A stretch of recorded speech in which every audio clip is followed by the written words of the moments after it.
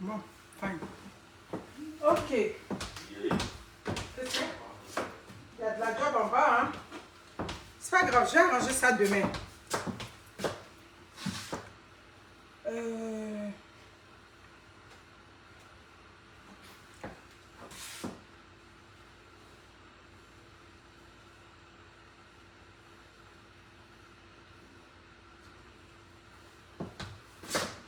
Aïssa Maïga, comment vous allez?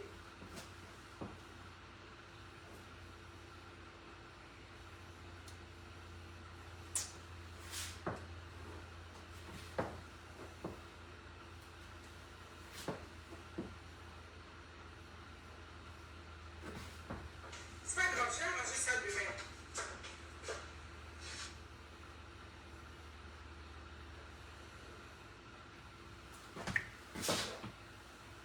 Mariam connaît Mimi Kama.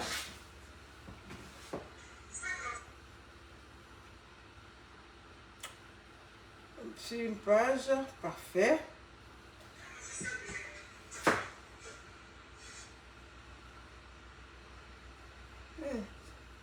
Parfois cette affaire-là déconne, je ne peux pas partager. Sur un groupe. Oui, comment vas-tu? Yaba Rachel, Alice Kalou, Pauline Kwame, Gaëlle Morazin, vous allez bien? Claudine, attends, je regarde Claudine Kwame. Désolée, on fait des travaux en bas, donc si les bruits sont trop forts, bon, la seule pièce où je peux aller pour que, ça dit, pour essayer d'amortir un peu les bruits, ça va être peut-être dans la salle de bain, je dis bien peut-être. Mais sinon, à part ça, ça va. Merci beaucoup. Merci. Ok. Mon Dieu, j'arrive pas à partager dans mon fan club depuis un moment. Je sais pas qu'est-ce qui se passe là. Merci beaucoup. Yeah. Attends, je vais diminuer le son. Je vais tenter là. Dans mon fan club depuis un moment. Je sais pas. Ok. Partager dans un groupe. Je vais partager. Bon, comment vous allez? Bonjour, c'est pas grave. On va faire avec les moyens du bord. Vous allez bien? Moi, je vais bien. Ok. Oh, c'est gentil. Oui, Bri Kona, merci. Jeanne Hien. Ami Keita, Kobe. Vous allez bien? Moi, je vais super bien. Je ne vais pas passer trop de temps sur les pubs. Je vais vous faire Monsieur Magadji, 18 décembre à Abidjan. Pour toutes les informations, il y a le numéro de Monsieur Nguessan qui est là. Donc, vous rejoignez Monsieur Nguessan. Vous allez pouvoir rencontrer Monsieur Magadji. J'ai vu que, bon, il y a des personnes qui m'ont rejoint. Vous avez des soucis avec vos dossiers d'immigration. Vous êtes avec d'autres firmes. Vous ne comprenez pas pourquoi votre dossier n'avance pas. Vous avez un âge, vous ne savez pas tout ça. Rentrez avec M. Nguessan. M. Nguessan, c'est le chargé de, si vous voulez, le comptable de M. Magadji Abidjan, c'est aussi son chargé de communication. Il peut que vous donner des petites informations. Donc, rentrez en contact avec lui. Vous allez avoir les informations de M. Magadji. Yes Beauty, pour toutes vos coiffures quotidiennes, pour vous rendre belle, pour apporter du changement dans votre look. Oh que oui, oui, oui. J'ai dit que le monde évolue. Tu viens sur les réseaux sociaux, les injures, les quoi, tout et tout. Ça va t'aider à t'améliorer. Voilà. Donc, n'hésitez pas. N'hésitez pas à chose. Comment on appelle ça? C'est correct. Tu te mets à l'aise, tu fais le travail. Moi, peut-être, je vais aller à la salle de bain pour essayer d'amortir un peu le choc. Tu comprends? Ouais, c'est en direct. Ah ouais, je suis en direct. Mais c'est correct. Ouais, c'est bon? Pardon? Bon, bye là. Ok. Mets-toi à l'aise là. Donc, c'est ça. Donc, Yes Beauty avec Rebecca sur la rue Sainte-Catherine-Ouest. Vous rentrez en contact avec Rebecca. C'est le temps des fêtes. On va faire un tour là-bas, tout et tout. C'est-à-dire pour le nouvel arrivage des perruques. À part ça, les terrains, toujours du côté de Bergerville. Les achats se poursuivent. Tout se passe bien. N'hésitez pas. Comme je dis, chaque citoyen doit avoir un terrain. Chaque citoyen qui travaille doit s'acheter un lopin de terre.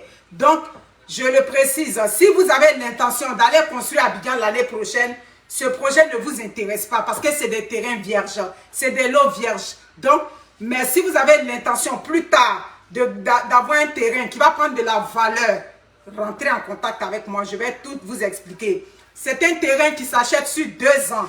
Oui, c'est vrai, il y a un montant que tu vas donner pour commencer. Après ça, le reste, tu vas payer à ton rythme pendant 2 ans. Donc, n'hésitez pas. Comme je vous ai dit, je n'ai pas assez de temps. Il est 13h05. Après ça, j'ai une entrevue quelque part. Donc, je file là-bas. Mes amis, je vais rentrer dans le vif du sujet. Avant ça, on va respecter la mémoire de cette dame-là. Oui, c'est ça. Une dame qui est partie donner la vie. Ouais, qui est partie donner la vie. Ça dit qui a laissé sa vie. Qui a laissé la vie de son bébé. C'est vraiment dur comme situation. On ne peut pas regarder la vidéo de ce monsieur-là et puis on va rester insensible. Oui, c'est ça. Quel que soit le cœur que tu as en dedans de toi, et surtout quand tu es une femme, tu te mets à la place de cette femme-là qui a porté cet enfant-là en son sein pendant 9 mois, qui a espéré toucher son bébé, ce père-là, qui avait que de belles prévisions pour son enfant. Et puis aujourd'hui, il a perdu femme et enfant. On a tous vu la vidéo. Mes amis, avant de rentrer dans le vif du sujet, comme je vous dis, laissez-moi un peu vous expliquer quelque chose. Je vais prendre étape par étape. Oui, montez le direct, s'il vous plaît. Montez le direct. Ça, c'est les problèmes de l'Afrique. Des choses qui touchent nos communautés. Des problèmes qui arrivent où on va parler, on va essayer d'attirer l'attention du gouvernement. Parce que normalement, ce problème qui est arrivé, il y a une enquête qui doit être menée à Abidjan. Vous comprenez? Les vidéos qu'on fait comme ça, là, les dirigeants, les autorités regardent ces vidéos-là. Vous comprenez? Une femme qui s'en va mourir en couche, on a besoin d'explications. Il y a des responsabilités qui doivent être situées. Vous comprenez? C'est pas du jeu. C'est pas du jeu. C'est ce que je disais la dernière fois à ma soeur Eben Boané. J'ai dit, on est venu sur les réseaux sociaux. Nous, on a pris le mauvais côté. C'est-à-dire le côté où on a dit, on allait prendre la cause des gens qui souffrent. C'est nous là, on est restés derrière. Ceux qui ont pris le côté festif, le côté qui était amusant, le côté qui n'apportait rien aux Africains, c'est eux qui ont évolué. Donc c'est ça. C'est ce que je disais à Eben Boané. Voici une preuve. Si j'avais mis le nom de quelqu'un, je n'ai pas besoin de vous dire partager. Voilà une femme qui est partie donner la vie là-bas. Elle est morte, on ne sait pas ce qui s'est passé. C'est dans les partages, c'est dans tout ce qu'on va dire dedans. Oui, ah oui, parce que ce qu'on va dire, quand c'est censé aussi, le gouvernement aussi va regarder pour dire oui, c'est vrai, il y a eu ça qui s'est produit, mais il faut qu'une enquête soit menée. Moi, je viens parler dans ce dossier-là pour qu'une enquête soit menée, pour qu'on essaie de comprendre qu'est-ce qui a bien pu se passer, qu'est-ce qui n'a pas marché avec cette parturiente-là. Et puis elle est décédée. Et elle est décédée avec ce que son mari a dit. Son bébé aussi a perdu la vie. Ce que je voudrais que nous sachions tous. Mon frère, je sais que déjà on a partagé ma vidéo, tout et tout, on t'a envoyé le lien. Je ne dis pas ça pour heurter la sensibilité des gens. Sachez que une césarienne, l'action d'une césarienne, ça dit que la césarienne, quand on fait sur une patiente, je l'ai répété une fois, ce n'est pas du ressort du professionnel technique médical. Je m'explique. Une sage-femme qui habite en brousse avec les patients là-bas, une sage-femme qui travaille dans une zone où elle ne travaille pas avec un médecin en permanence, la parturiente vient vers elle. La parturiente, c'est quoi? C'est la femme qui veut accoucher. Vient vers elle. Elle va regarder comment cette patiente-là se présente, comment le bébé se présente, comment l'état général de cette dame-là se présente. C'est tous ces éléments qu'elle va décrire dans un dossier et puis elle va évacuer la patiente. Donc, ce n'est pas de sa responsabilité de décider si on doit faire une césarienne. J'ai dit ça dans une vidéo il y a comme quelques mois. Des gens se sont attaqués à moi. Non, comment tu peux dire ça? Mais c'est ce qui est la vérité. C'est comme moi, je suis éducatrice. Je n'ai pas le droit de poser un diagnostic sur un enfant. Moi, je vais regarder les éléments qui ressortent. Exemple, cet enfant-là, il est rendu à 18 mois. Il n'arrive pas encore à démontrer des signes, par exemple, de la permanence de l'objet. C'est-à-dire, je lui montre cet objet. À compter de 18 mois, quand je prends ce téléphone et puis je suis en train de cacher le téléphone, l'enfant doit être capable de tourner le regard vers là où je m'en vais avec le téléphone. Donc, si moi, je remarque que cet enfant-là, il n'arrive pas à faire ça, moi, je mets tous ces éléments. L'enfant n'arrive pas encore à parler bien. C'est-à-dire, les mots qu'il doit être capable de dire à 18 mois, il n'arrive pas à faire sortir. Moi, je vais faire un truc détaillé que j'envoie au médecin. Mais tout de suite, Moi, je ne vais pas mettre dans le rapport que l'enfant là, il est autiste ou bien l'enfant, il a un problème de langage. Je ne sais pas si vous comprenez. C'est la même chose au niveau de la médecine. Quand l'acte est évasif, quand l'acte demande beaucoup de choses, c'est le médecin qui prend la décision. Mais dans la vidéo du monsieur, qu'est-ce qu'on a remarqué? Il a soulevé un élément. Lui, il voulait qu'on fasse une césarienne à sa femme. Là vient le problème du choix. Le choix de la patiente, le choix de la famille. Ça là, c'est vraiment un gros problème. Parce que même ici au Canada, il y a eu des problèmes à ce sujet. La sage-femme ne voulait pas que, ça dit que la parturiente ne voulait pas accoucher par voie basse. Le médecin a insisté. Il a dit non, tu peux accoucher. Les risques qui sont venus, ce médecin-là s'est fait poursuivre à 2 millions de dollars ici au Canada, dans la zone anglophone. Donc, on est rendu là, malheureusement. Il y a des patients qui viennent et disent, voici ce que moi je veux. La patiente vient et dit, moi je ne veux pas faire un accouchement à voix basse. Oui, en tant que médecin, il a le droit de décider aussi que non, si tu es capable d'aller par voix basse, on va avec ça. Mais le médecin aussi, il y a ce qu'on appelle le deuxième jugement. Tu vas essayer de regarder l'état général de la patiente et puis tu vas prendre son avis en compte. Donc, en tant que mari de la femme, c'est pas parce que tu es venu dire que oui, il faut qu'on lui fasse une césarienne que tout de suite le médecin allait embarquer avec toi. Cependant, je donne l'exemple de la fille qui est décédée au Sénégal. Il y a une dame qui est décédée au Sénégal qui avait fait comme un scandale. Le cas de Astou, oui j'ai vu ce dossier. Astou Sakna ou bien Sokna. Cette patiente qu'on a gardé 20 heures de temps en travail au Sénégal, qui voulait la césarienne. Vous comprenez, qui voulait la césarienne. Les médecins ne l'ont pas écouté. 20 heures de travail. Comment on peut imposer 20 heures de travail à une femme enceinte aujourd'hui dans une société moderne? Vous comprenez? Et cette patiente-là aujourd'hui, elle est décédée. Ça a fait un gros scandale au niveau du Sénégal. Donc il y a ce côté-là où le médecin va accepter, où le médecin va refuser aussi. Comme je dis, c'est déjà un gros problème même dans les pays développés. Il y a des médecins qui ne veulent pas embarquer directement quand des femmes viennent et puis elles disent que moi je veux la césarienne. Lui il va analyser tout et tout. Et puis si, ça dit que le choix final lui revient. Donc ce petit côté-là, je n'ai pas voulu trop taper dessus parce que c'est déjà un homme qui est beaucoup affecté. Mais il y a deux éléments. Comme je dis, quand il y a un buzz sur les réseaux sociaux, il y a des éléments que tu vas aller saisir, toi en tant que quelqu'un qui vient parler d'un sujet. Il y a eu un manque de communication, selon ce que le monsieur explique, entre le personnel soignant, la première sage-femme qui a donné une injection. Comme je vous dis, moi je ne suis pas là pour critiquer les actes médicaux. Moi je me fie à ce que le monsieur a dit, et puis je me fie aussi à ma petite connaissance que souvent je vais lire sur internet, ou bien je prends des renseignements aussi avec des parents qui sont dans la médecine. Donc il a dit, l'hôpital où elle était quittée, le premier hôpital où elle est quittée, là-bas, on lui avait déjà fait une piqûre. Donc elle est arrivée dans un autre hôpital. Lui, il pense, ça c'est selon ce que lui dit. Lui, il pense qu'on n'a pas tenu compte de ce qui avait été dit de l'autre côté, ou bien l'acte qui a été posé là-bas. Et on a fait une deuxième piqûre. C'est suite à ça, sa femme est tombée dans une crise cardiaque. Où est ma bouteille d'eau? Les amis, partagez la vidéo.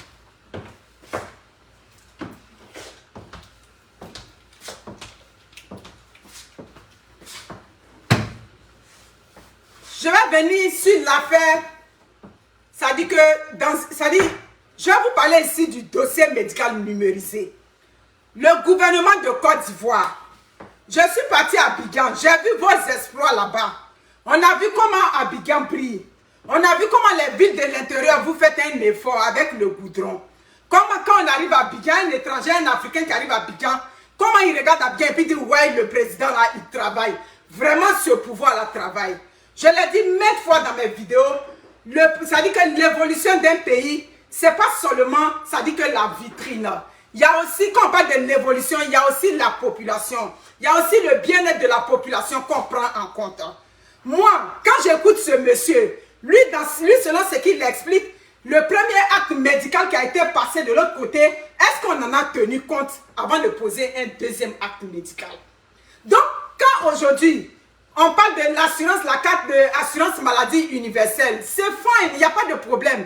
Tant que ça peut aider les Ivoiriens à aller de l'avant, tant que ça peut permettre que les Ivoiriens arrivent à se soigner de façon sécuritaire, nous on ne voit pas le problème. Mais le dossier numérisé aussi là, il faut que vous pensiez à ça.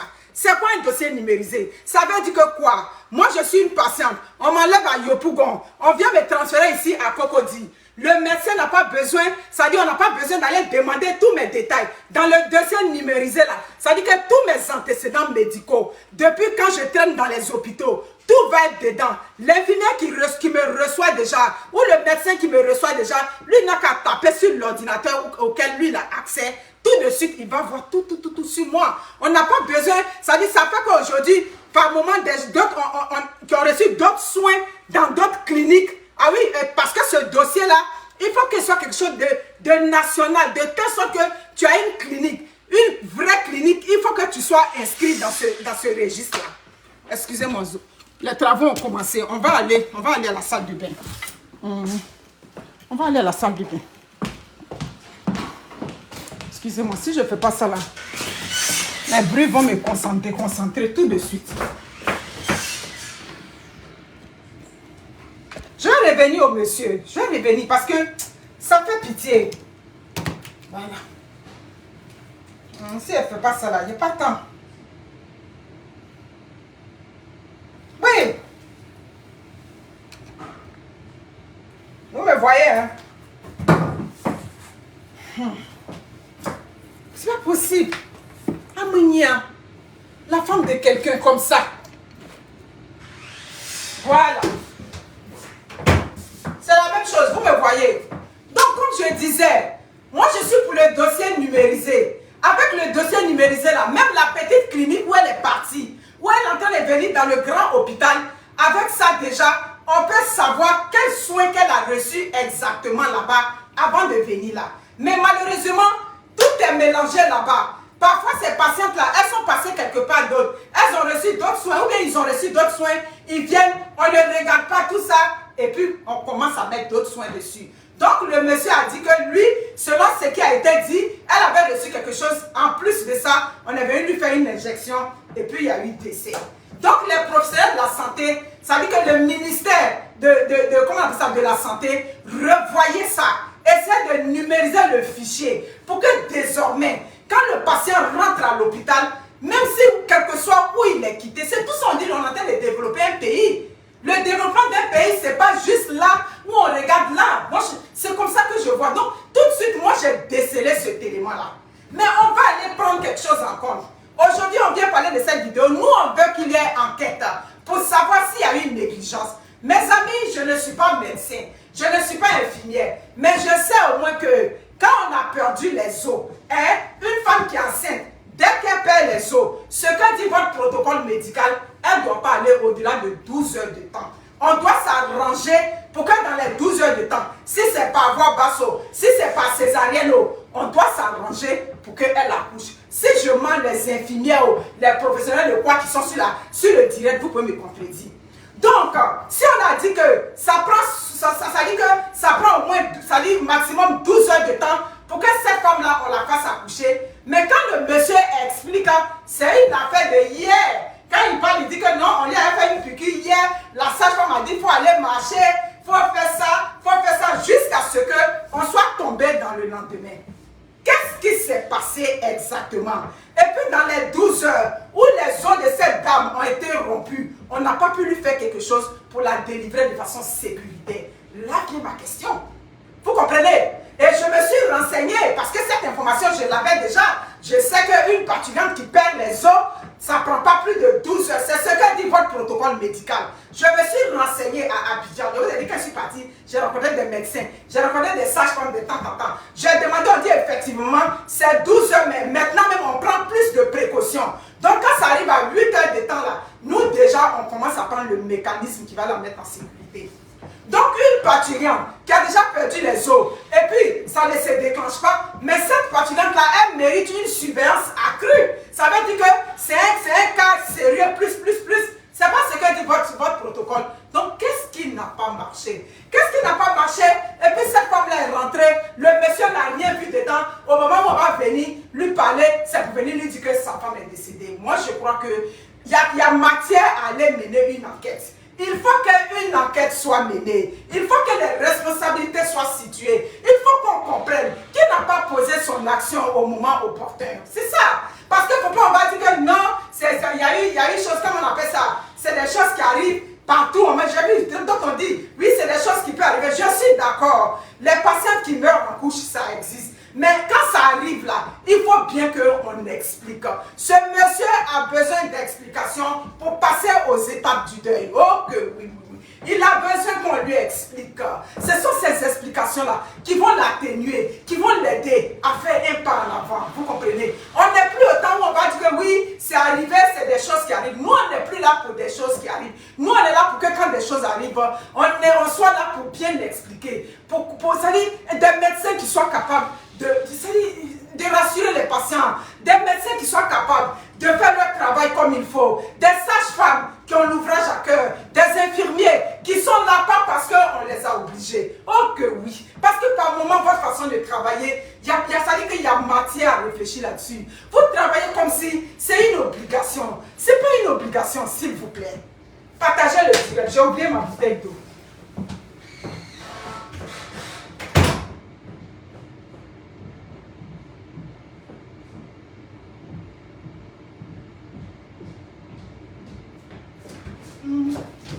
En fait, des directs forcés m'envoyer dans la salle de bain. Quand ta salle de bain est propre, tu peux t'asseoir pour manger, même pour boire là-bas. Vous comprenez? Donc, c'est ça.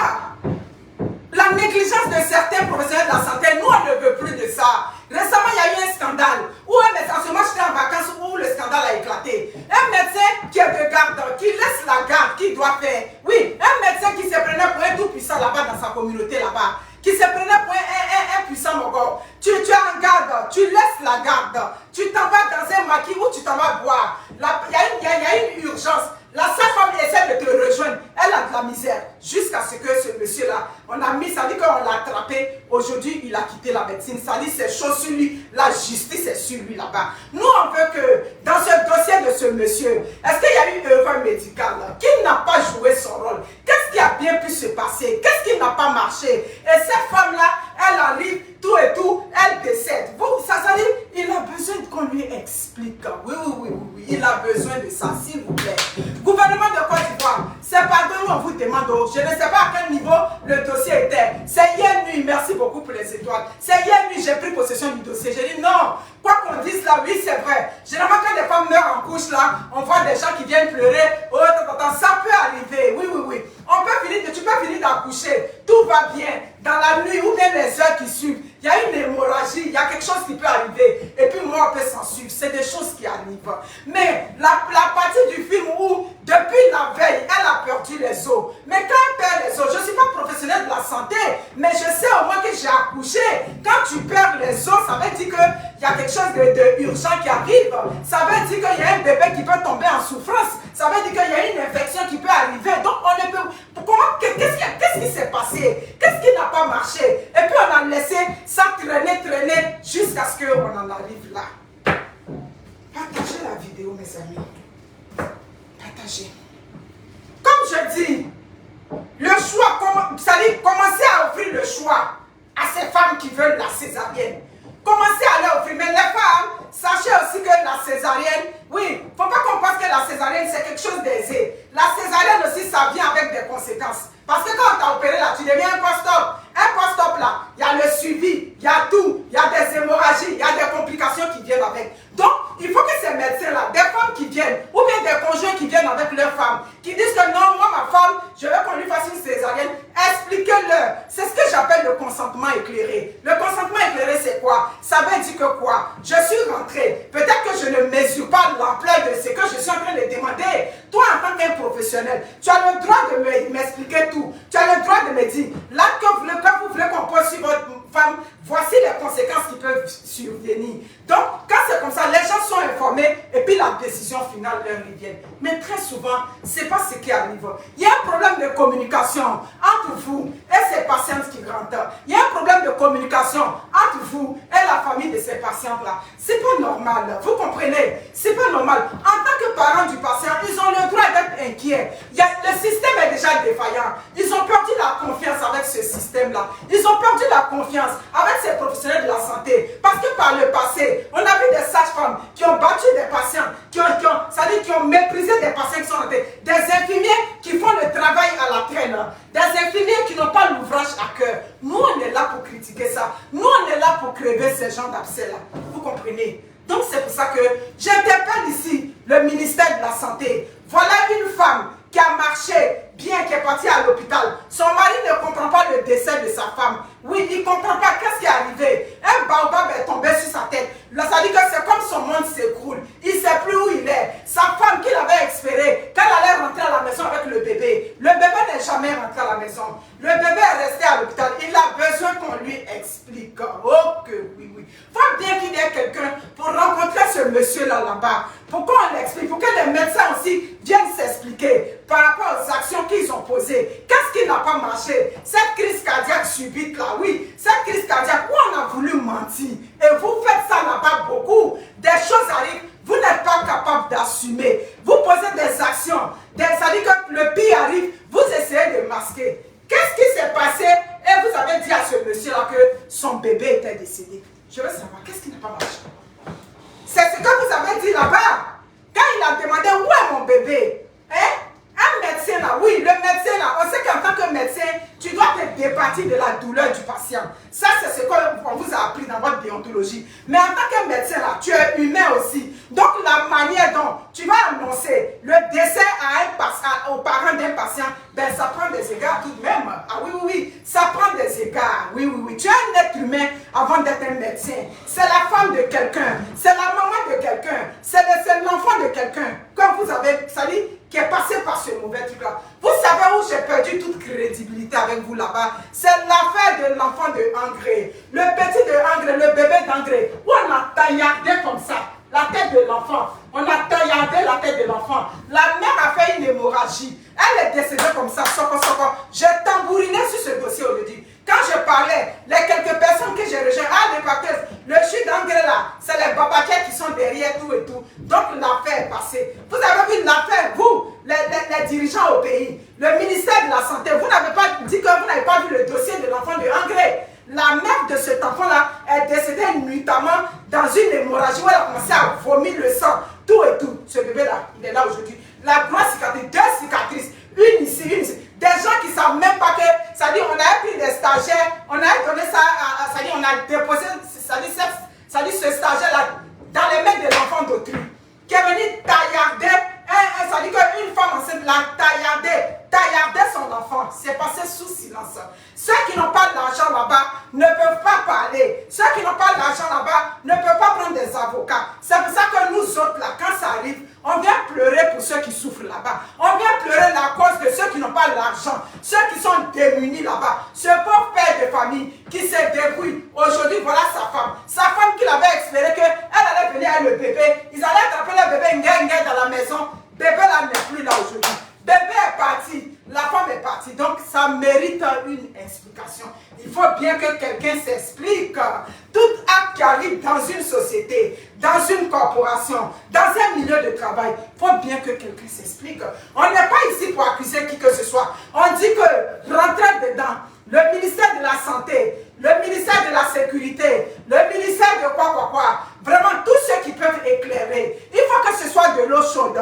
Il faut que des responsables perdent le sommeil. Ceux qui étaient de garde ce jour-là, depuis le premier jour, là où elle est partie, où ça a commencé, où elle a fait la première piqûre là-bas, et puis on l'a envoyé sur là. Tout cela, il faut qu'ils soient inquiétés. Il faut qu'ils comprennent que ce sont des vies humaines. On ne peut plus venir jouer la vie des gens. Vous comprenez? On ne peut plus venir jouer la vie des gens et puis on va faire comme si rien n'était. On va faire comme si c'est normal. Il faut bien qu'il y ait une enquête.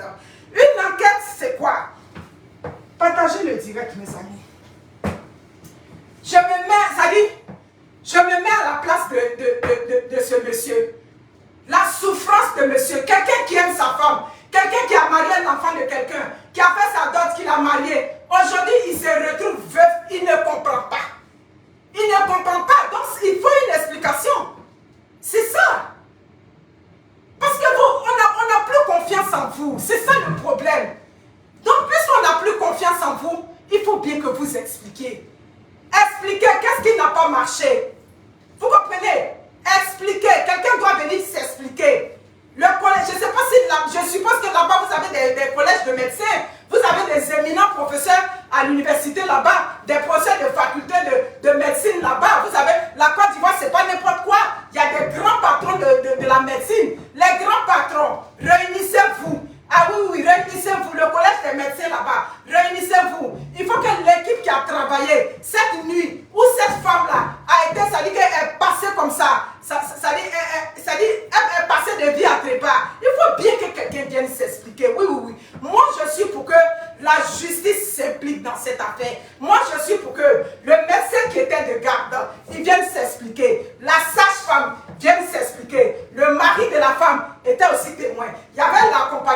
la dame qui accompagnait, elle était aussi témoin. Donc il y a beaucoup de témoins dans cette affaire. La femme est déjà morte, elle ne peut pas parler. Vous comprenez? Elle ne peut pas parler, donc il faut bien que, ça dit que ceux qui sont vivants, ils ont besoin d'expliquer. Oui, oui, oui, ils ont besoin qu'on leur explique. Hein. La femme du monsieur ne va plus revenir.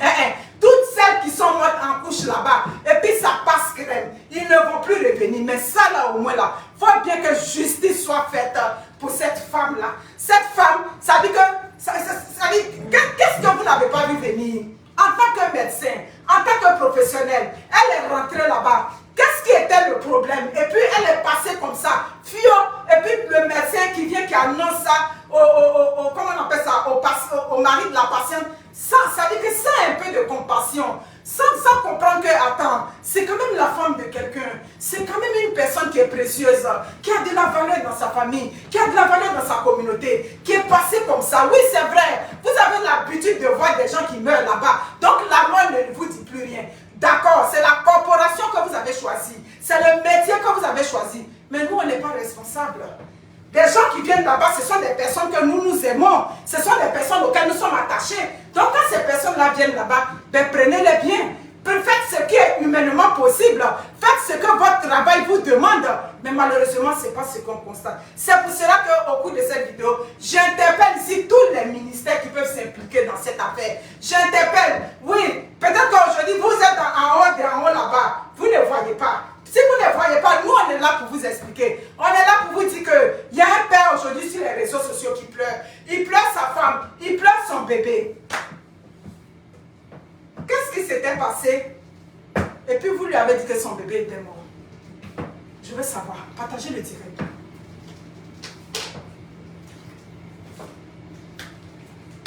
Qu'est-ce qui s'était passé? Vous savez ce que ça coûte dans une corporation de mentir? Vous avez essayé de camoufler les faits là-bas? Hein? Ici au Canada, tu vas camoufler un fait si on ne t'a pas attrapé, d'accord. Mais vous avez dit à ce monsieur-là que son bébé vit. Si vous avez eu le courage de lui annoncer ça de façon vulgaire, sans état d'âme, que sa femme est décédée, mais pourquoi pour le bébé, vous avez caché? Vous avez caché jusqu'à ce qu'il découvre, ça dit que sa femme dans un état. Même les animaux qu'on tue dans les abattoirs, c'est avec un peu d'égard qu'on les traite. Je ne sais pas si vous êtes allé dans les abattoirs. Dans les abattoirs même là, malgré que le bœuf est décédé là, le boucher là, hein, il caresse un peu le bœuf, il caresse un peu le porc qui est accroché là. À plus forte raison, un être humain, on l'a pris, on l'a jeté là comme ça, comme on jette quelque chose aux ordures. Voyez-vous comment vous traitez les humains dans les hôpitaux? Voyez-vous comment les humains qui permettent que vous arrivez à nourrir vos familles. Oui, oui, oui, oui. Ce sont ces services que vous donnez dans votre travail qui permettent que vous êtes des gens bien dans votre société, vous êtes des gens bien dans votre collectivité. Et vous traitez ces gens-là, ça dit que d'une manière, oui, même si elle est décédée, elle a droit au respect. Elle est décédée en couche, hein.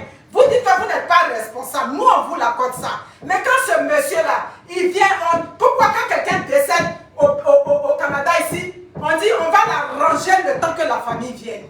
Pourquoi on arrange le corps le temps que la famille vienne? C'est pour ne pas venir voir son parent dans cet état de délabrement, dans cet état, ça dit qu'il ne fait pas beau, c'est pour ça qu'on arrange.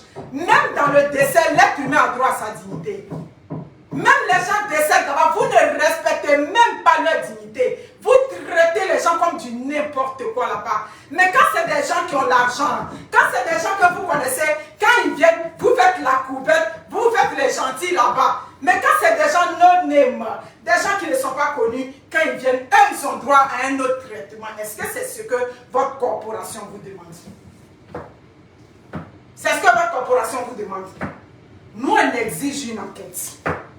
Vous comprenez? Nous, on demande qu'une enquête soit faite dans cette affaire-là.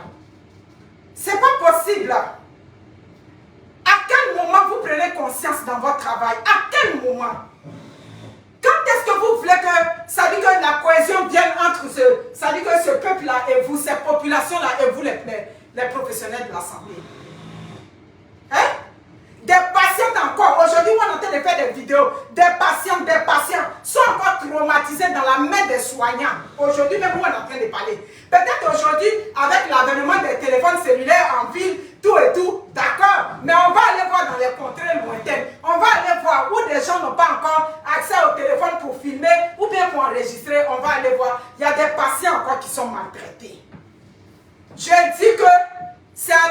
Afrique, là-bas, les patients font pitié. C'est là-bas les patients font pitié. Ici au Canada, c'est le soignant qui marche les fesses serrées pour ne pas que quelque chose arrive au patient. Parce que quelque chose arrive au patient, les parents vont monter au créneau. Les parents vont monter au créneau. Mais parfois en Afrique, le problème, c'est une justice qui trie. C'est pour ça que ça dit que les populations ont peur. C'est pour ça que la justice n'est pas... Ça dit que nos justices ne sont pas très efficaces en Afrique. Parce que c'est des justices 2 poids 2 mesures. C'est ça.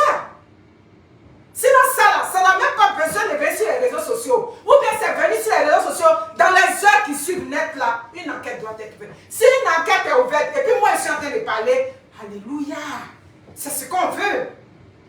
Ici, dans un centre d'hébergement de ma région, pour vous dire comment des choses arrivent, et puis les blancs, ils niaisent pas avec ça.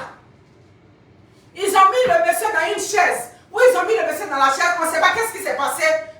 On va aller découvrir le monsieur, étranglé une coco, la ceinture est remontée, il a le cou ici, le vieux là s'est étranglé. Un vieux de près de 89 ans. Ah non, non, non. J'ai dit que la police est rentrée, j'ai une de mes cousines qui travaille dans le centre d'hébergement. Ils ont suspendu les vacances du boss de l'établissement jusqu'au dernier balayeur. Les vacances ont été suspendues pendant 6 mois. Et on dit, ça dit que le coroner, la police qui a défilé là-bas, elle-même a dit, Monique, on a manqué de sommeil.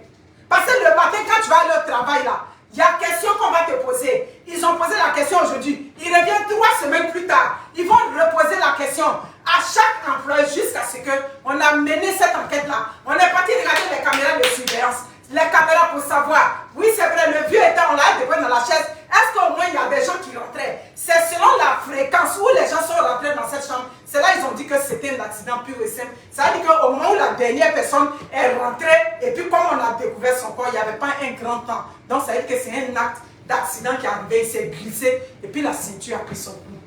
C'est là qu'on a dit accident épurément. Pourquoi? Parce qu'on est allé chercher les éléments. Mais avec les Africains, quand on parle, on dit non, mais c'est un accident, c'est des choses qui arrivent, même des choses qui arrivent. Est-ce que la personne qui avait la responsabilité de faire son travail comme il faut, cette personne-là a fait son travail? Donc c'est pour ça que ça prend une enquête. Ça prend une enquête. Parce que ce que ce monsieur vous reproche là, c'est des graves allégations qu'il est en train de vous reprocher. Il vous reproche quelque chose de grave. Il reproche à cet hôpital-là la négligence. Qu'est-ce qui s'est passé? Expliquez ça. Il faut que la police, je ne sais pas qui s'occupe de ce dossier, mais faites en sorte que les populations, ça dit, se sentent en sécurité quand ils arrivent dans ces hôpitaux-là. Hein? Il faut que ces populations se sentent en sécurité. C'est ça qui est ça. C'est clair. C'est bien dommage.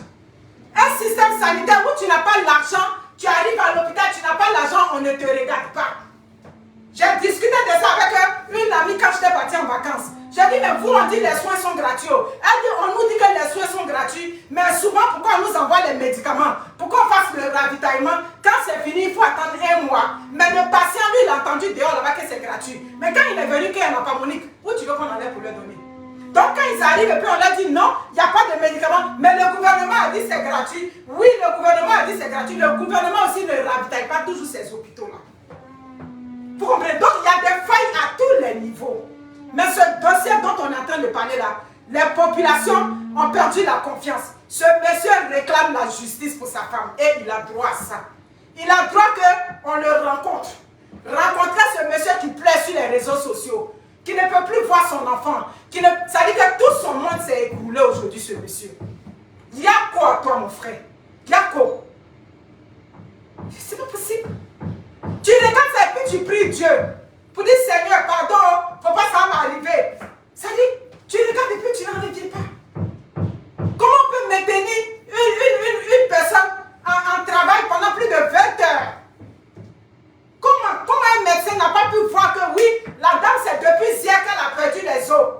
On n'a pas pu voir ça. La dame est rentrée là-bas, c'est comment on appelle ça? Du coup, crise cardiaque, arrêt cardiaque. Mais arrêt cardiaque de femme enceinte là, il n'y a pas de signaux qui vous donnent ça.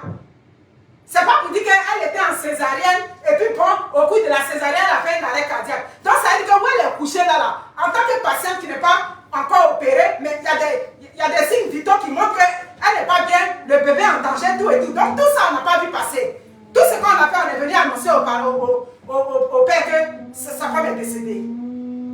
Ah non. Je vais m'arrêter là parce que il y a trop de bruit avec les travaux qui se font en bas. C'est pas possible. C'est pas possible. Que Dieu bénisse l'Afrique. Ça fait peur. Que Dieu bénisse l'Afrique.